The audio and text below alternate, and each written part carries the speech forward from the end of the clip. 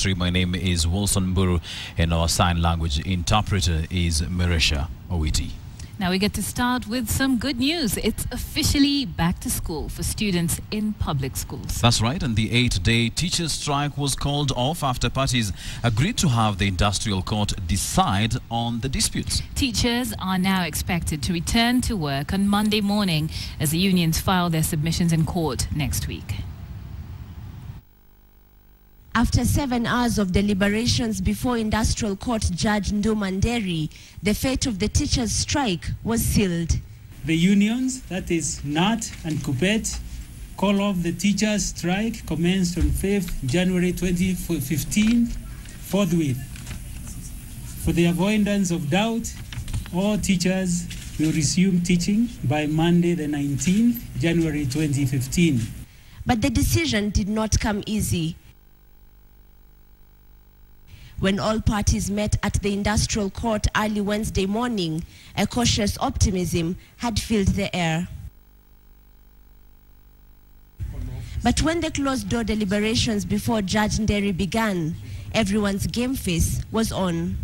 The teachers' unions, NAT and KUPPET, vowed to put up a united front against their employer, the Teachers Service Commission, and the Ministry of Labour, both of whom were unrelenting over increasing teachers' basic salaries. Outside the private chambers, the anticipation was building. And after the first 5 hours of deliberating, all parties were sent to their corners to decide on the finality of the strike. 2 more hours in the afternoon, and the ship was finally sailed. The parties have agreed to have the economic dispute adjudicated by the court. The NAT and KUPPET will file their memorandum and serve by 19th January 2015. The employer TSC to file their memorandum and serve on or before the 26th of January 2015.